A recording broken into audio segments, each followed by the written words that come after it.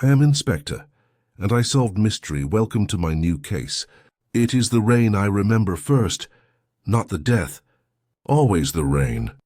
It had the dull persistence of a scholar repeating a well-worn thesis.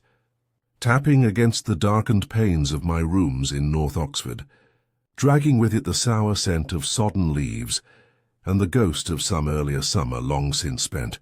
Rain makes Oxford appear older than it is, though it hardly requires help in that direction.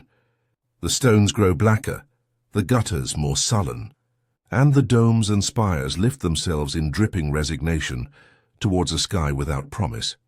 I had been leafing through the Times crossword, marking with faint irritation the setter's overindulgence in puns, when my eyes wandered across to the obituaries page, a man's life reduced to a handful of lines, compressed into anonymity. Yet something in the phrasing detained me longer than usual. Local scholar found dead in his study. Police not treating circumstances as suspicious. The sentence was efficient, but the efficiency itself seemed suspicious, as if crafted by a civil servant eager to end the matter before it began. The name, Dr. Julian Forsyth, was not unfamiliar. A lecturer in the classics, Somerville Crescent, retired these last 5 years. I had heard his voice once or twice at public lectures, brittle, precise, not without its barbs, and I recalled distantly that he had once written a short paper on Euripides in which he quoted lines of Medea with unrepentant relish. It is strange what the mind retains. We are selective hoarders of memory, and mine, though increasingly unreliable, clung to the smallest of academic quarrels, even as it forgot the names of those I had once admired. Lewis had telephoned not long after. The voice carried that peculiar mixture of awkward loyalty and reluctant duty that seemed to define his years beside me. He said the death looked like suicide. He said the door was locked from the inside, key still in the lock, a pistol nearby, and he said, in the tone of a man already expecting my discontent, that the case had been quietly written off. No inquiry required, no scandal to disturb the rain-washed calm of Somerville Crescent. I remember asking him what kind of pistol. A Webley, he thought. Second World War vintage. I remember asking if Forsyth had been right or left-handed. Left, he thought, though he could not be certain. He sounded faintly puzzled at my persistence, but to me the details mattered. They always mattered, though rarely in the way people imagined. For it is never the weapon that resolves the question, but the angle at which it rests, the hesitation of the hand that held it, the silence of the room it was placed in.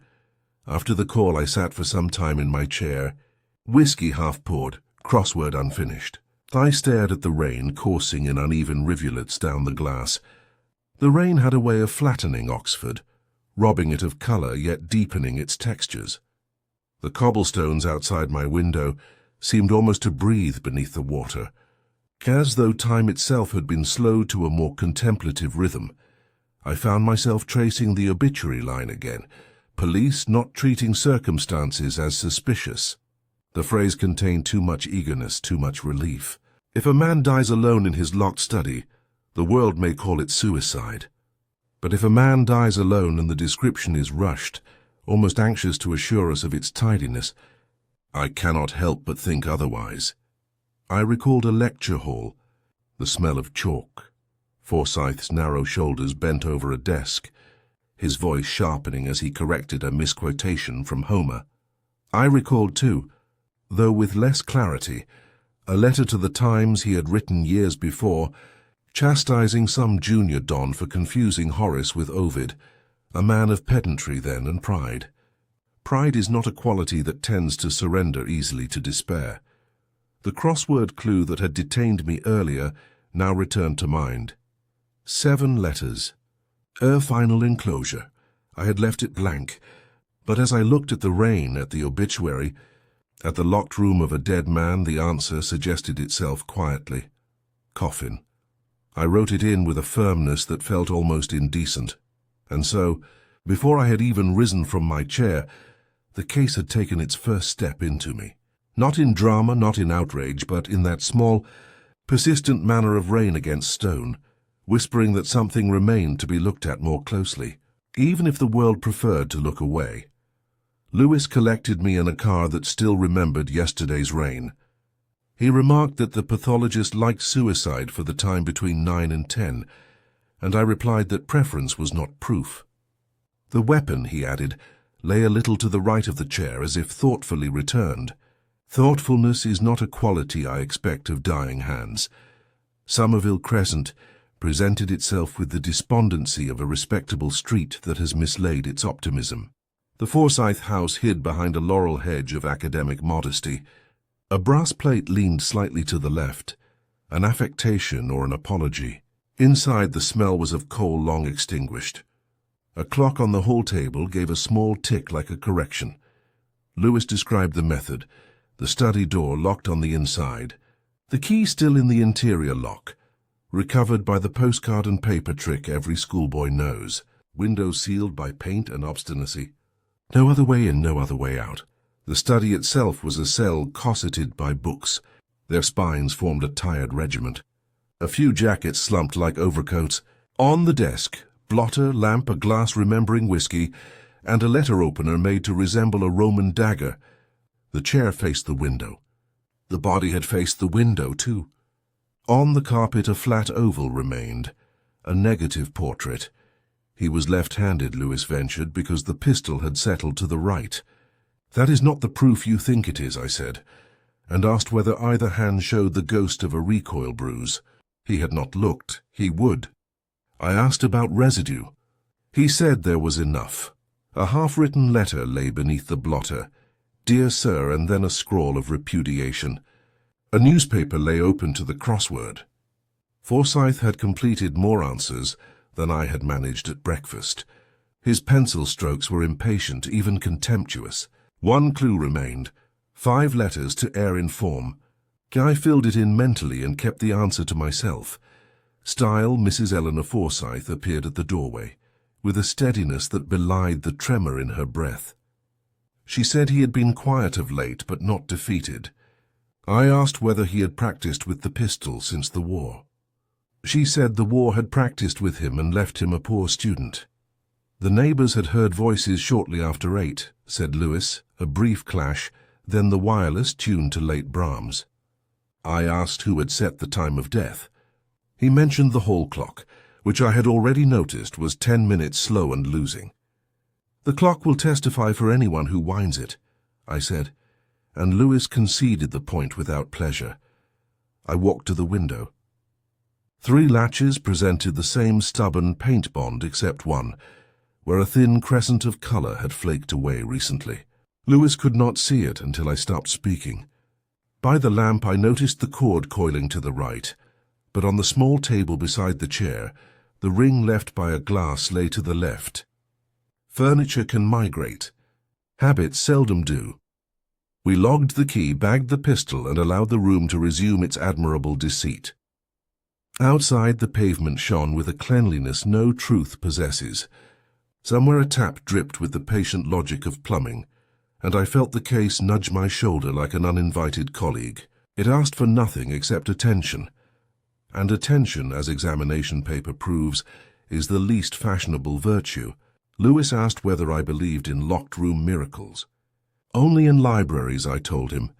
"Elsewhere, locks are confessions. They keep out drafts and neighbors and knowledge until one hinge loosens, a speck of paint lifts, and the air remembers how to move. Then the room, however tidy, confesses that it has been breathing someone else's breath all night."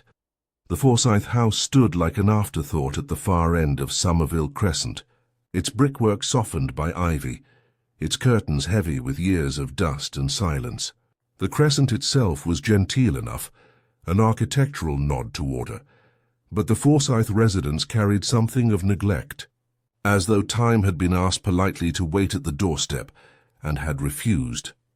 Eleanor Forsyth met us with an expression disciplined into composure. She was not young, nor was she diminished by age, the kind of woman who had once worn intellect like jewelry, and now wore it still, though a little tarnished. She gestured us inside with the grace of someone accustomed to the presence of guests. even unwelcome ones. The hall gave itself away quickly, parquet flooring dulled by years of footsteps, a coat stand burdened by garments too rarely moved, the faint perfume of furniture polish not quite covering the underlying must of coal and paper. Somewhere deeper in the house, a clock struck the quarter hour with a tone neither confident nor defeated. She led us to the drawing room. It was a space designed for conversation, but not recently tested by it. The armchairs had slumped like weary academics after a long tutorial, and the curtains had gathered a dusty dignity that sunlight would have resented. I noticed a small pile of sheet music near the piano, a Brahms intermezzo on top, marked with pencil notations. Someone had been playing, or attempting to. Eleanor spoke carefully, each word measured as though its weight would be examined later. Julian had been quieter in recent weeks, she said. Not melancholy exactly, distracted.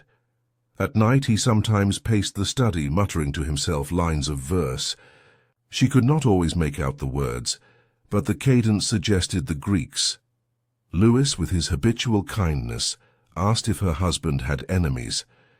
She smiled faintly, a smile that refused to answer. Julian had critics, of course. What Don did not. The academic world is a world of enmity so civilized they wear the disguise of footnotes. There had been visitors, she admitted. A younger man, tall, carrying notebooks, who came on 2 or 3 occasions in the last month. She assumed he was a former pupil, though Julian had not offered introductions. He came late, left late, and once there had been raised voices. About what, she could not say. She did not ask. I looked around the room while she spoke. On the mantelpiece stood a framed photograph of a much younger Julian, mortarboard tilted, eyes defiant, beside a woman who was not Eleanor. The inscription along the frame had faded, though one word remained clear enough. Hilary. I asked lightly who she had been. A sister, Eleanor said, though the hesitation betrayed her. A neighbour's voice drifted through the open window. Talk of hearing piano music late at night, then a door slammed. Eleanor stiffened slightly, though she said nothing. The music, she insisted, had been hers. Julian had disliked her playing. He said she hurried. On the desk beside the piano I saw a letter half buried beneath magazines. It was addressed to Dr. Julian Forsyth, from a solicitor in Banbury. The envelope was unopened. Eleanor followed my gaze and moved to adjust the pile, her hand lingering a moment too long, as though reluctant to let the letter breathe. Lewis, sensing discomfort, asked about family. A son, Daniel, she said. Abroad, South America, perhaps. They had not spoken in years. Her tone was neither bitter nor tender, but something brittle, as if rehearsed. When we left, the air outside seemed sharper. The crescent curved gently around us, houses watching with polite disinterest. I paused at the gate, looking back. The curtains had been drawn once more, the piano silent, the laurel hedge whispering in the rain. The crossword clue from the morning returned to me unexpectedly. To err in form, style. I thought of Eleanor's words, her precise delivery, and the faint slip when she named Hilary. Style is not substance.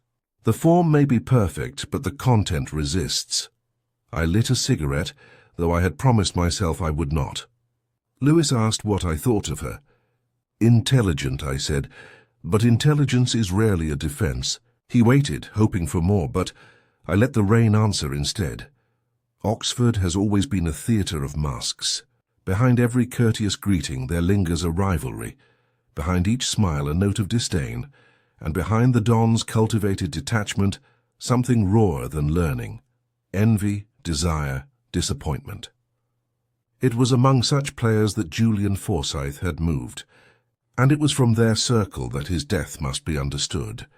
Eleanor, the widow, presented herself again the next morning, in attire so carefully chosen it seemed intended for an audience. Her voice, low and controlled, gave nothing of her nights away, yet her eyes betrayed the fatigue of someone rehearsing indifference too often. She spoke of her husband as one speaks of an illness one has lived with for years, familiar, weary, oddly affectionate despite the harm. I watched her fingers as she smoothed the fabric of her sleeve. The gesture repeated itself when my questions pressed too closely. People betray themselves not in words, but in the rhythm of their silences. Marcus Vale came next, a man whose reputation in the classics faculty rested on brilliance tinged with cruelty. He carried himself with the swagger of one who had corrected too many errors in print and enjoyed it. He affected sympathy for Forsyth, though the words arrived laced with irony. Julian was a man of great gifts, he said, but untempered gifts are rarely sustained.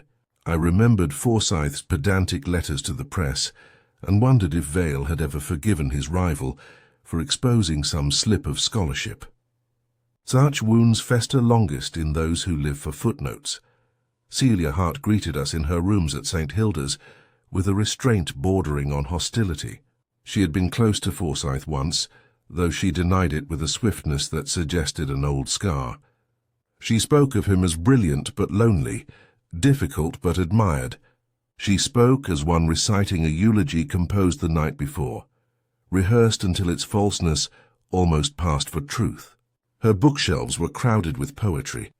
On the desk I noticed a volume of Milton open, a line underlined heavily, "What in me is dark, illumine." I thought then of her voice so calm, and the underlined plea so desperate. And then there was Daniel, the estranged son, arriving from an absence that seemed as deliberate as exile. He carried with him the posture of one who has walked too long in other continents, a distance in the eyes, a defensiveness in speech. He admitted no warmth for his father. He admitted even less for his mother. Yet when I asked about the study, about the pistol, about the quarrels neighbours had overheard, he answered with a precision too quick for memory and too cautious for innocence. I walked back across the quad that evening with Lewis beside me. The rain had passed, leaving the stones gleaming, and the scent of damp paper floated from the open library windows. Lewis asked which of them I believed. I told him that truth in Oxford is rarely found in declarations, but in footnotes. And I thought of Eleanor's sleeve, Vale's relish, Celia's underlined Milton, Daniel's caution. Each had rehearsed their innocence, yet none had mastered the role. That night I opened the day's crossword. One clue waited. 9 letters concealed rivalry.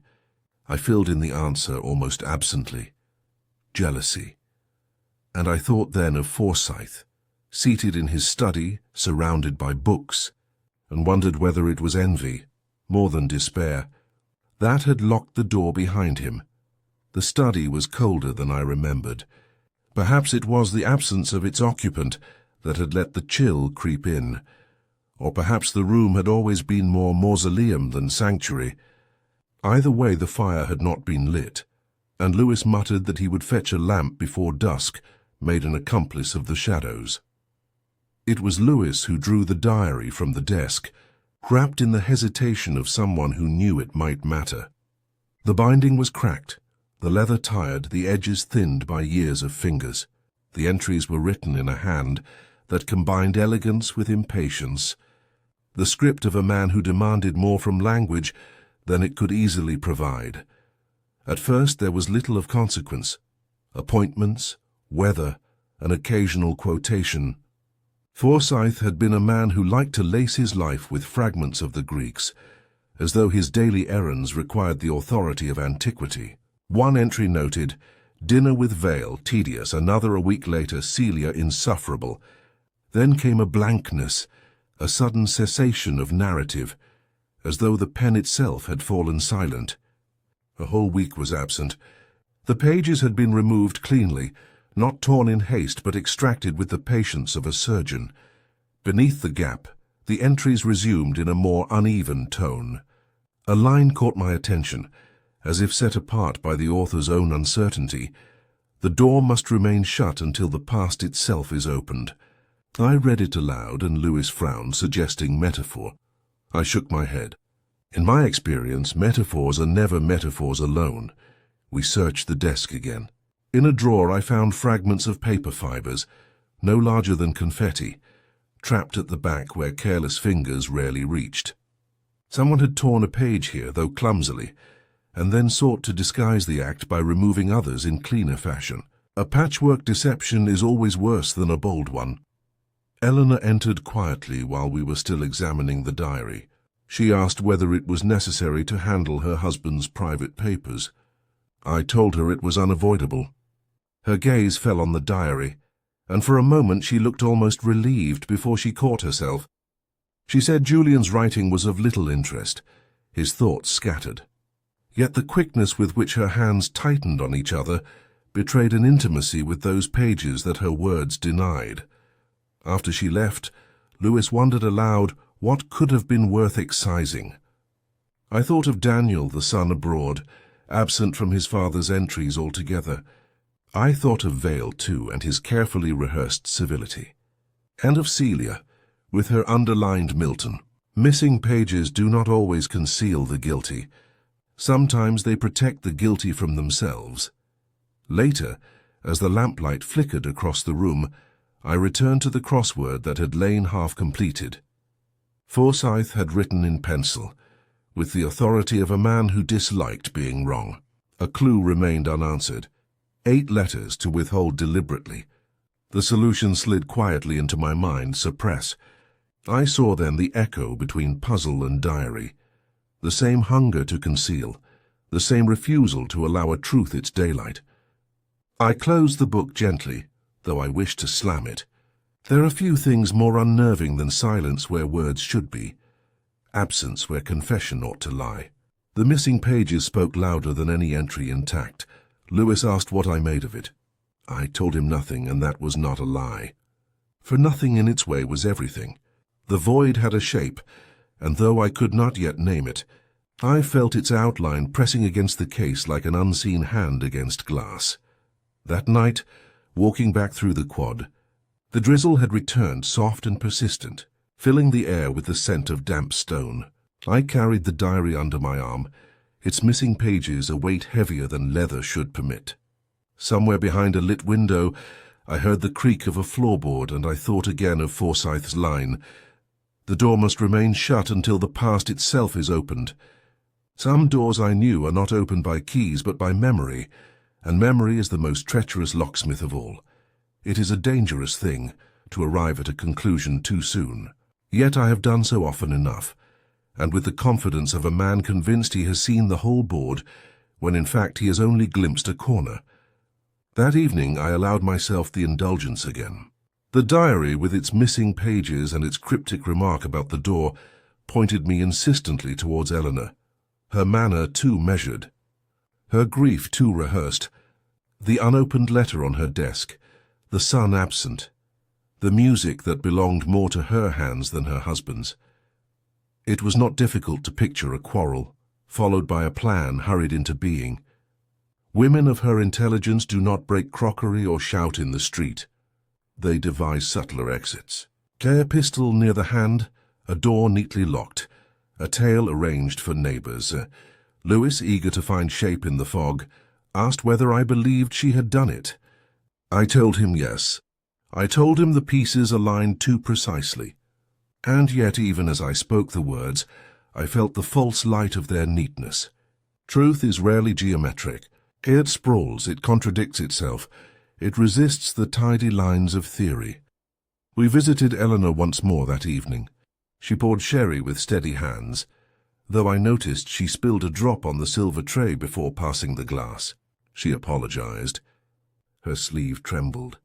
I asked about her son. She said Daniel had written occasionally, though she could not recall when. I asked about Vale.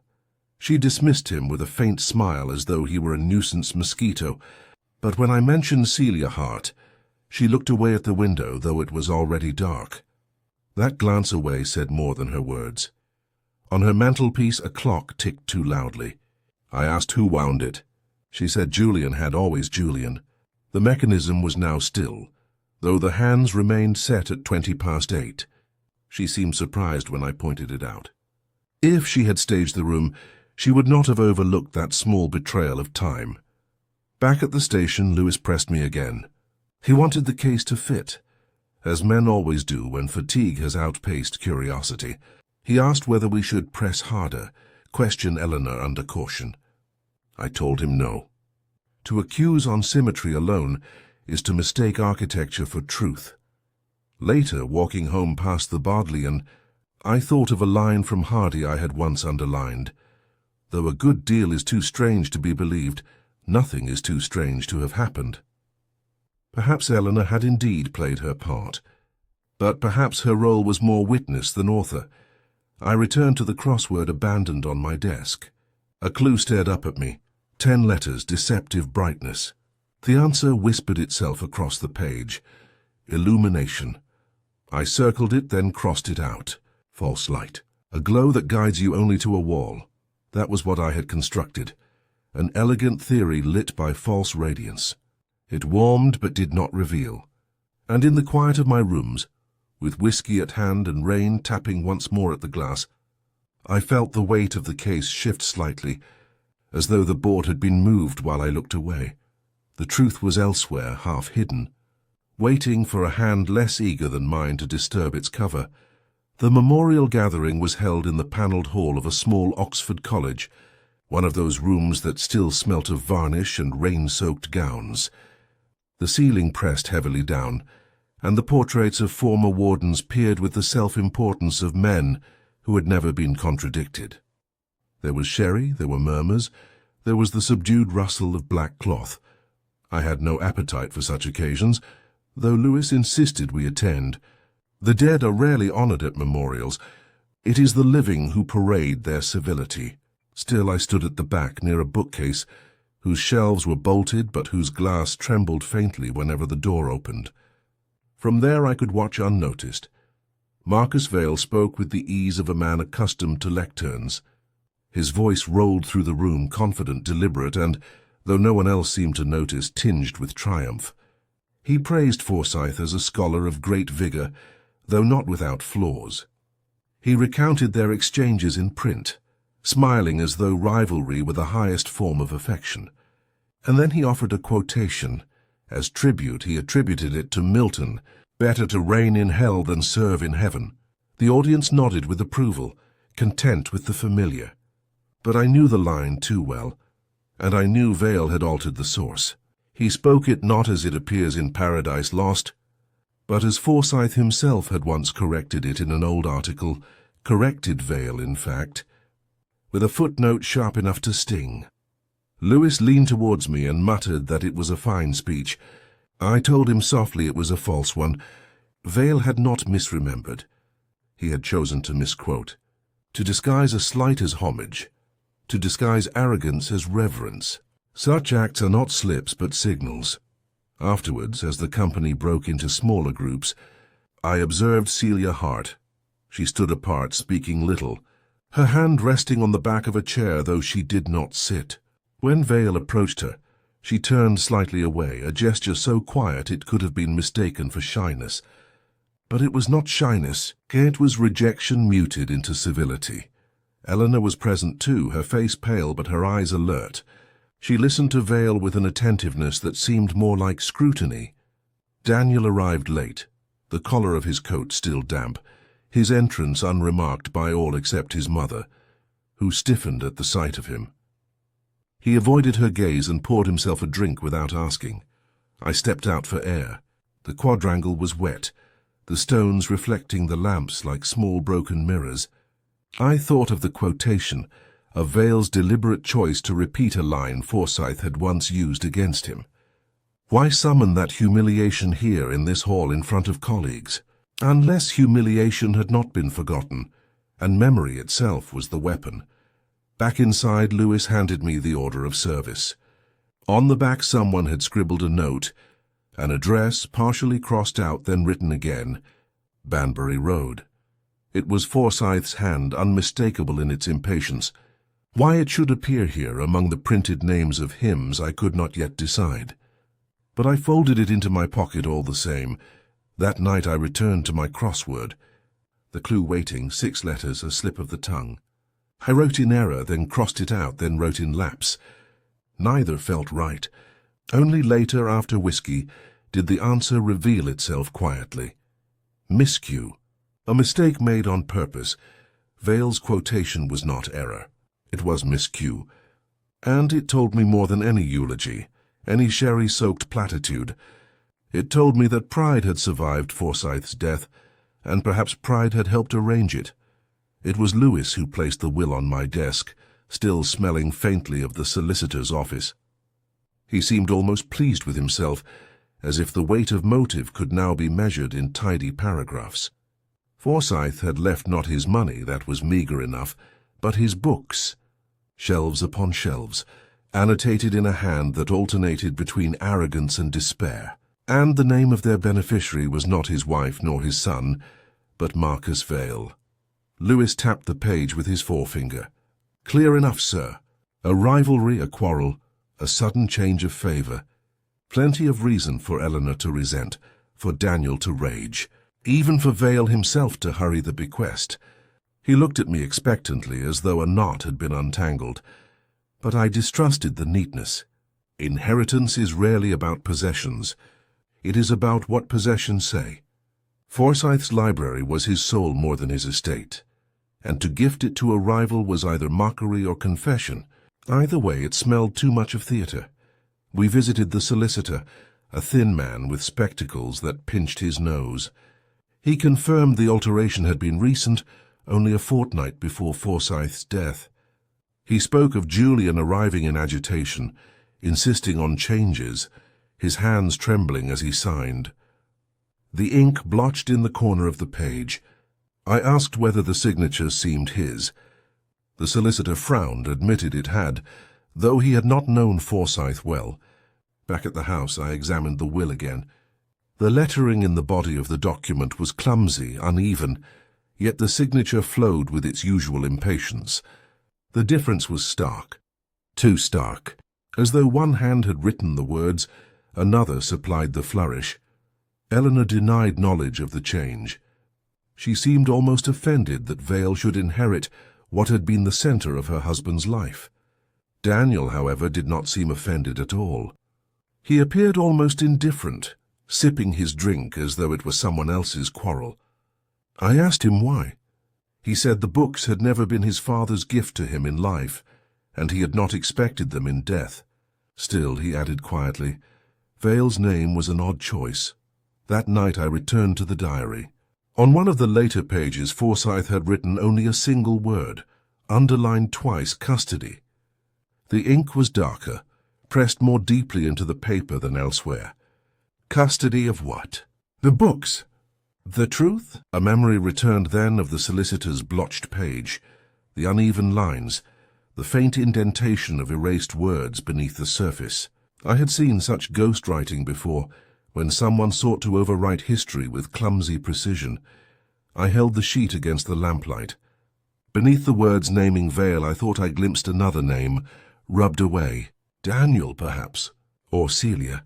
The trace was uncertain, the imprint faint, but it was enough to remind me that a forgery is never complete. The past leaves bruises even when you try to scrub them out. Lewis asked if the will proved motive. I told him it proved nothing except interference. A will altered so awkwardly may be motive for anger, but it may also be a mask. Red herrings are best served on paper. They smell of ink rather than blood.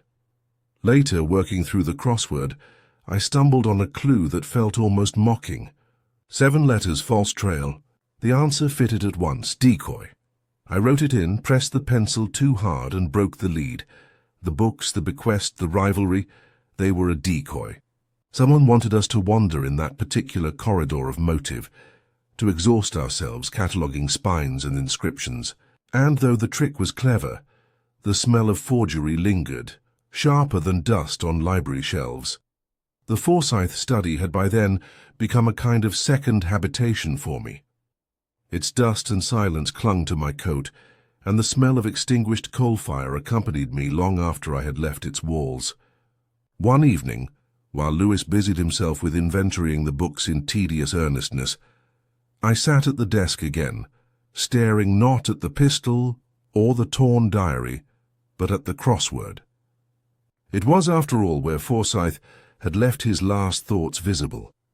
Words arranged in squares, some filled, some not, each demanding completion. One clue stood unfinished. 6 letters. To conceal behind walls of learning, Forsyth had written nothing. I whispered the answer almost before it came to me. Closet. The word hung in the air with the weight of metaphor. I closed the diary over it, but the thought would not be closed. Lewis, noticing my distraction, asked if the crossword could truly help us. I told him crosswords are not diversions. They are rehearsals of thought. Every clue carries both surface and depth, the obvious and the concealed, like people, like deaths in locked rooms. Later, when Eleanor appeared in the doorway to ask whether our work must continue so late, I noticed her gaze fall upon the half-finished puzzle. She asked if Julian had solved it. I said no. Her eyes lingered a fraction too long, then retreated. The crossword meant something to her as well. She hid it poorly. Vale, too, came to mind. I remembered his deliberate misquotation at the memorial, his pride in disguising hostility as homage. He would relish a crossword, the opportunity to hide answers in plain sight, to play with double meanings.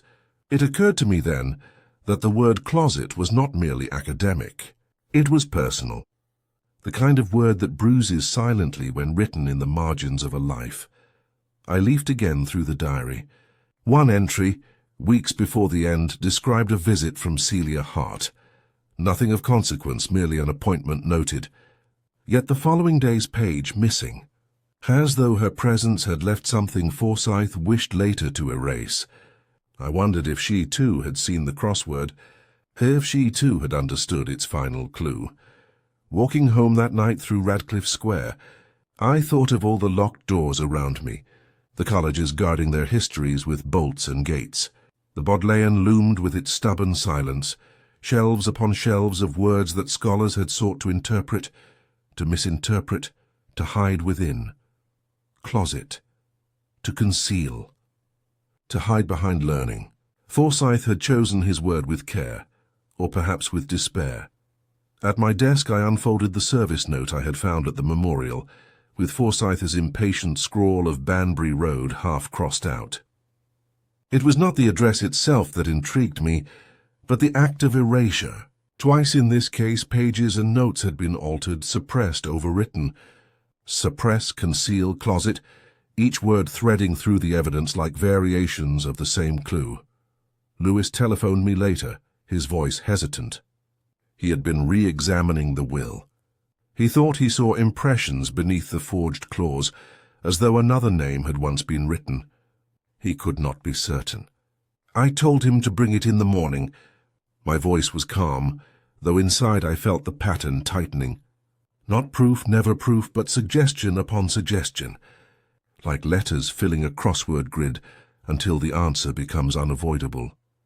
That night I poured myself a whiskey and let the rain murmur against the panes.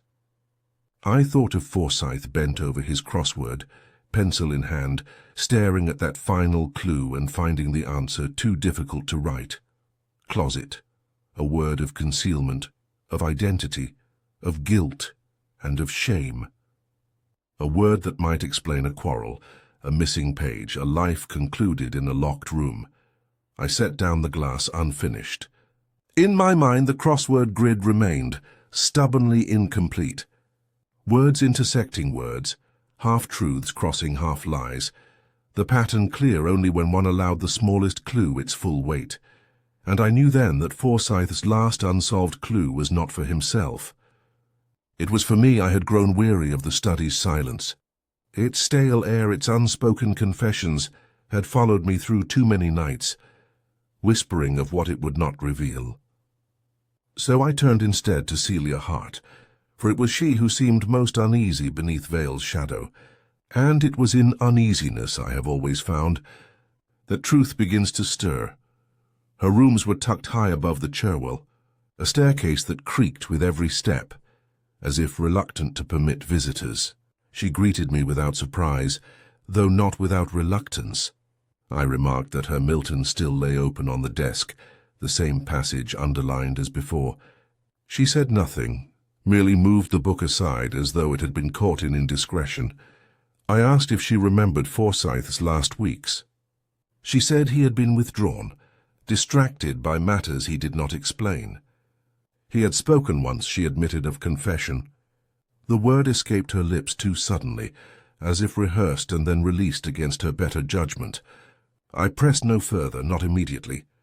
Instead, I asked whether she played the piano. She shook her head. Julian had played once, but less so of late.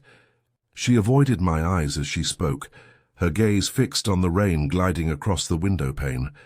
And then, almost against her will, she said, "Julian never forgave himself." The sentence arrived without preface, without defense. She tried to gather it back into silence, but it hung between us. I asked for what? She said nothing, only twisted the edge of a handkerchief until the fabric nearly tore. It was then I thought again of the missing diary pages, of the single word underlined, custody, and of the half-crossed address in Banbury. A shape began to form, indistinct but insistent. I told her softly that secrets, when left too long, find their own way into the light. She closed her eyes as though against pain. What emerged was halting, piecemeal. Years earlier, when Forsyth had been younger, prouder, less cautious, there had been a student, promising, sensitive, brilliant in the brittle way of those unfit for Oxford's cruelties. The student had been accused by Forsyth himself of plagiarism. A rumour whispered, an insinuation made public. The evidence was thin, almost non-existent. Yet Forsyth pursued it, relentless, his envy cloaked as principle. The student's career ended before it had begun. Celia's voice trembled as she confessed that the student had been her brother. He had left Oxford in disgrace, written letters no one answered, and finally, some months later, taken his life. Forsyth had never admitted the truth, but neither had he escaped it. The guilt clung to him, souring his scholarship, curdling his relationships, driving him into bitterness. Celia had known, had suspected, but she had never spoken. Until now, I asked what had changed in those final weeks. She said Julian had resolved to write it all down, to confess, to unburden. He spoke of publishing an article, or perhaps leaving a letter among his papers. He had spoken, too, of Vale, how Vale had encouraged the accusation, fanned it, delighted in its cruelty. Vale had been complicit, if not in action, then in appetite, and then the diary pages were gone. I thought of the forged will, the clumsy overwriting, the deliberate misquotation at the memorial. Vale had always been clever enough to turn arrogance into armor, but never clever enough to hide the joints of his armor. Pride leaks even through ink. I returned that night to Forsyth's crossword. Closet, suppress, custody. Each word circled itself back to the same center, something hidden, withheld, sealed away. A locked room was never only a matter of bolts and keys. It was a metaphor, and Forsyth had lived in one of his own making. The study, the diary, the silence, the guilt, they were all chambers of concealment. The rain thickened outside, striking the glass with weary insistence. I poured myself a whiskey, but even that offered no comfort. Celia's brother had been forgotten by Oxford, erased like a page torn from a diary. Yet erasures leave their imprint. Forsyth had known this at last, and Vale, fearing that confession would ruin him too, had found a way to keep the door locked. I did not yet know how Vale had managed the mechanics, but I no longer doubted his hand upon the bolt. What unsettled me more was the thought that Forsyth might have loaded the pistol willingly. That Vale had not so much killed him as sealed him into the prison he had already built. I closed the crossword and set down my pen. The answers, once they appear, are rarely satisfying. They taste of ash. It was a grey morning when we asked Marcus Vale to meet us, the kind of Oxford morning that dulls the colours of stone into one indistinguishable shade. The quadrangle outside his college lay slick with dew, the pigeons fat with crumbs, and the air already heavy with the knowledge of rain to come. He arrived without hurry, as though appointments with the police were just another performance, another lecture he was obliged to deliver. We spoke in his rooms, shelves lined with books that seemed chosen for display rather than reading, a decanter of port already uncorked. He gestured towards the glasses but poured none, knowing it would be refused. I told him of the forgery, the altered will, the erased names beneath his own. He said nothing, only adjusted the cuff of his shirt. I told him of Celia Hart's confession, of Forsyth's guilt over her brother, and of Vale's encouragement of that ruin. He smiled faintly, a smile so slight it seemed more reflex than expression. Lewis shifted uncomfortably in his chair. I pressed further, the misquotation at the memorial, the deliberate provocation disguised as error, the crossword clue left unfinished, closet, the very word Forsyth had circled in his silence. Vale's composure faltered just for an instant. He reached for the decanter, then thought better of it. I asked him why. Why tamper with the room? Why arrange the pistol? Why lock the door from within, using the string trick he had once demonstrated to students as an intellectual parlor game? He spoke then, not loudly, but with a conviction sharpened by years of argument. Julian was already dead, he said. His guilt had killed him long before the pistol. What Vale had done was nothing more than arrangement, a curating of the inevitable. Lewis said it was still murder. Vale shook his head. It was preservation, he replied. He claimed Forsyth had begged him once not to let the truth emerge, not to let confession ruin what reputation still clung to his name. By ensuring the death looked like suicide, Vale insisted, he had been loyal to his rival. A strange loyalty, I said quietly, that requires forgery and deceit. He did not deny the forgery. He said Forsyth would never have willed the books to his son, nor to Celia, and so he had corrected the will in his stead.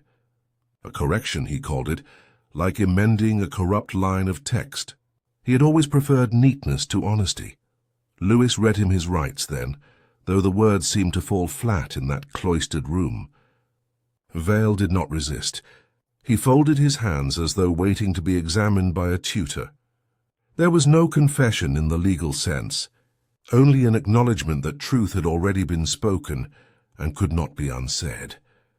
As we walked him out through the quad, the drizzle began, light at first, then heavier. Students hurried past with umbrellas, barely glancing at the man beside us. Oxford has a way of swallowing scandal, of letting shame dissolve into the stone. I thought of Forsyth's torn diary, of Celia's trembling handkerchief, of Eleanor's sleeve smoothed and smoothed again, of Daniel's silence. Each had carried their guilt quietly. Only Vale had made a performance of it. That night at home I opened the crossword, the clue awaiting me. 11 letters, a quiet conclusion. The answer did not come at once.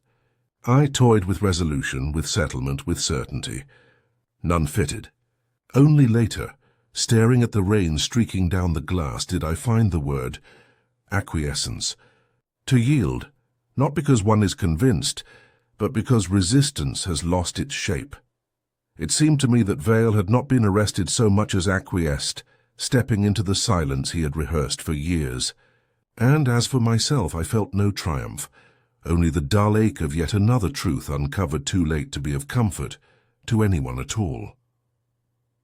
The rain returned, as it always does, rinsing Oxford in its quiet insistence, softening the outlines of towers and gargoyles, making each stone breathe darker, slower. I walked alone across the Broad that evening, coat collar turned up, my thoughts as sodden as the pavements. Vale had been taken gently enough, but there was little satisfaction in the act. Arrests are rarely resolutions. They are punctuation marks, inserted awkwardly into sentences that continue long after the page is turned. Eleanor passed me once more in memory, her calm veneer still unsettled by the tremor in her sleeve. She had lost her husband, and though not in love perhaps, in habit, and habit is its own kind of devotion. I wondered if she replayed that final evening, hearing again the quarrel muffled through walls, the sound of music, then silence. She would live among the absents now, the piano keys closed, the curtains drawn, the house more mausoleum than home. Daniel had already disappeared, vanishing with the carelessness of one accustomed to leaving things unfinished. South America again, perhaps, or simply anywhere that Oxford's stones could not follow. He had looked at me once in that narrow hallway, with eyes that carried no accusation and no plea, only distance. Forsyth had left him nothing, and he seemed determined to return the gesture. Celia I thought of more often, her handkerchief twisted almost to threads, her brother's ghost folded into every line of her face. She had spoken what needed to be spoken, though too late for it to matter. Oxford thrives on silence. It preserves it as carefully as parchment, and yet a silence once broken never regains its strength. I suspected she would live with that fracture, a life divided into before and after the words she finally released. And Forsyth himself, what remained of him, was scattered among the books he had loved and misused. His last days had been a preparation for confession, and yet even confession had been denied him, erased by Vale's arrogance. I wondered if, at the final moment, when the pistol rested cold against his temple, he had felt relief or only despair. A man may die for many reasons, but the locked door had not kept truth out. It had kept guilt in. At home I poured the last measure of whiskey and set the crossword before me. One clue still unfilled, 7 letters, an unanswered question. I tried endings, mystery, riddle, silence. None fitted. I let the pencil rest. Some clues resist completion, and perhaps they should. Lewis telephoned asking if I was satisfied with the case. I told him satisfaction was not the word. We had achieved what was required, but justice in the human sense had long ago slipped beyond reach. He said nothing for a while, then wished me good night. His silences are kinder than most words. I sat by the window and watched the rain strike the stones, soft, relentless. It reminded me of the first evening, when the obituary had caught my eye, a life reduced to lines that concealed more than they revealed. I thought again of the door, the locked room, the pistol, the crossword. Each detail had been a clue, yes, but also a metaphor. Oxford's way of reminding me that truth hides not in the obvious, but in the overlooked. And yet even now, with Vale behind bars and the shape of the story complete, I felt the ache of incompletion. Forsyth's guilt remained. Celia's grief endured. Eleanor's solitude stretched ahead. Daniel's exile deepened. My own glass was empty. Nothing was resolved, not really. We closed the door, we turned the key, but the rooms of memory remain occupied. The rain thickened. I closed the crossword without finishing it and turned away from the window. Oxford would still be there tomorrow, its stones glistening, its secrets intact. The case was over, but the ache remained, quiet, persistent, like the sound of rain on stone.